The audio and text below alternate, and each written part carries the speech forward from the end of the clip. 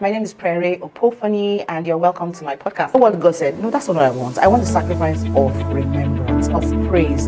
Praise me, thank me for who I am, for what I have done. So this is me scribbling my own story on my rock, on my stone. So that's why we have the name Stories in the Stone. Okay, welcome everyone to Stories in Stone. Yes, Stories in Stone. And this is one about when I was in school, when I was in UI. Yes, I went to UI, deal with it, the best and premier university. First university in Nigeria is a big deal. Yeah. Okay, so a backstory. My dad, we lost our dad just before I wrote WAEC, and it was funny because he didn't die. It was missing and we never found him. Yeah, it's a bit of, but we never found him and we moved on. Sort of. See, that's another podcast. Moving on. So I got admission into school and I went to meet my uncle. Yeah, my cousins will be watching this now. Not their fault. But I went to meet my uncle and I said, look, I'm going into school now and I need money for school fees and all of that. And he said, there has to be some adjustments. So don't you know that things have changed now? That you should be thinking about how your younger ones will go to school, your brothers, you know. I honestly, hey God, I can hear sparks going off everywhere. But I honestly don't hold it against him. He just didn't know any better. He's late now, but I honestly, I was angry then, but we made our peace. My cousins are still my cousins. We love you. They might not even know. My cousins might not even know that. So they'll be thinking, oh, my cousin thinking, which one? Is it our dad? Is it our dad? Think. But no hard feelings. But I'm just trying to explain where I was at by the time I got into school.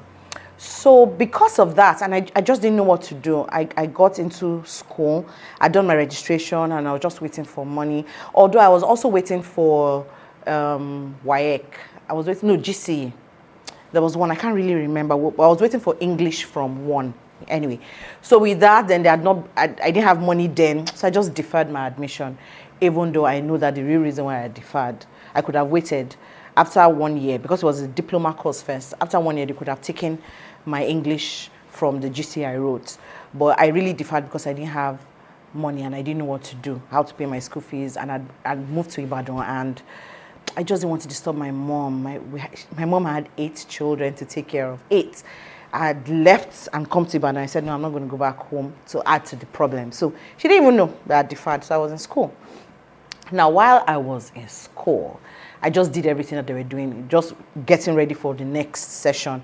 So I was attending classes. Everybody thought I was in school. I was attending classes. And in fact, I even did, there's something we do. It's called initiation. It's for theater people. Don't worry. It's not that type of initiation. It's just getting you ready for the discipline of theater because it's a discipline. Anyway, story for another day. That's another podcast or more. Many podcasts coming.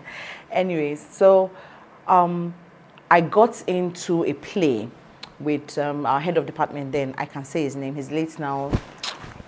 Dapo Adeluba. Yeah.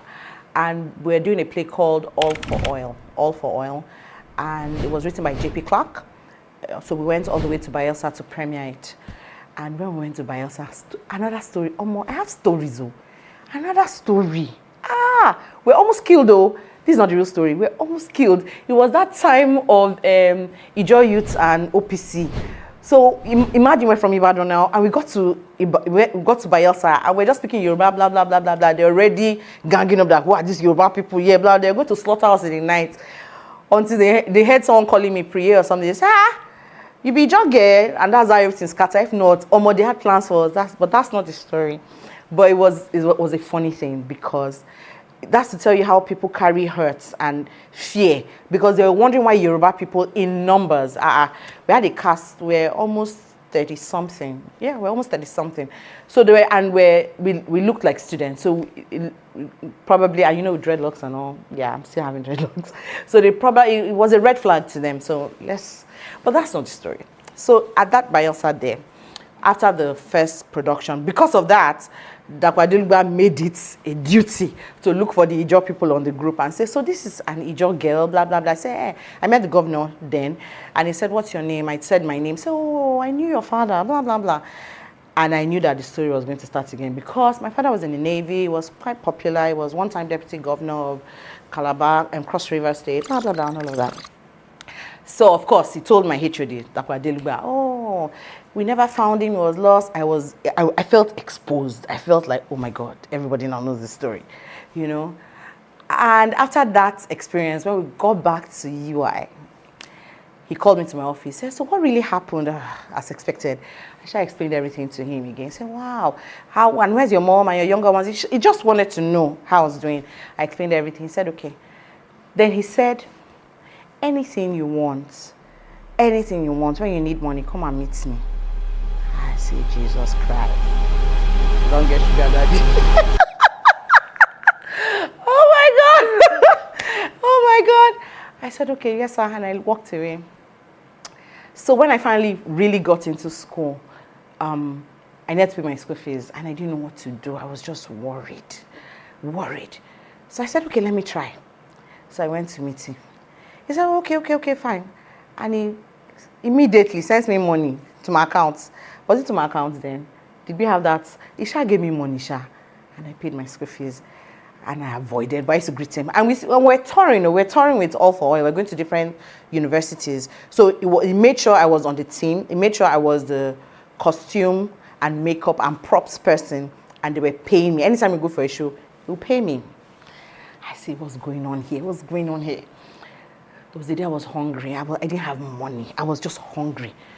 I said, let me try it. And I told one of my friends, we went together. I said, you know what, you wait outside at the door. You know, in case he wants to try something, you know, I'll just shout. And I went in. You know, so yeah, what do you want? I said, I need money. You want money? Oh, fine. You just counted money and gave me. What do you need money for? I said, I just need money, Sha, to eat. And he just gave me money. I think at that point, I realized that, okay, this is a hack. This is working. The juju is working, whatever. It's working. And that was it. Anytime I literally, and everybody just knew that he had adopted me like his daughter. And I couldn't explain it. Of course, some people suspected something. But I doubt if there are a lot because apparently he's that sort of person.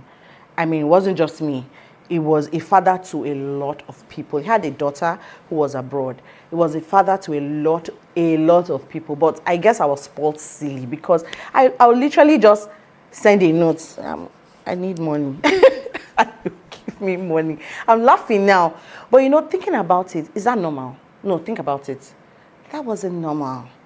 That wasn't normal. When this thing happened to my dad, I literally said, Dad, I literally said, God, you are now my father. And you must sort it out. You must sort me out somehow. I don't want to have to miss my dad. I don't want to cry. I don't want to say something is missing in my life because of that. And literally, he rose up and he gave me a daddy in the university. No, think about it. It's the funniest thing. Funniest thing. Everybody knew. In fact, they used to call me, some people with perverted minds, used to call me Adelugba's small girlfriend. And some people that just knew how it was used to call me, oh, daddy's girl and all of that. I now look back and I see how lecturers treat students now. And I'm like, hey, God, I thank you for my own. Oh. Why me? Why was I singled out? It was truly, really God showing that he's my daddy God who always shows up for me and never leaves me stranded. And how would I have shared this story with my daughter? I have to share it now. Thank God I've said it now so that she can always go back to it and watch and listen. And any other person. You just need to know that he's one that has the design. He has planned it. So even before my dad got missing, he had planned it.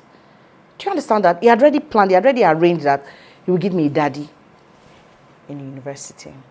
And so this is me dedicating this to Dapa Adelugba. He's late now, but oh my God, Baba, amazing guy, amazing daddy, amazing Baba. Love you plenty. Thank you. Thank you so much. Okay, so please watch another story coming up really, really soon. I hope you're enjoying this and I hope you're learning from it more importantly. Bye.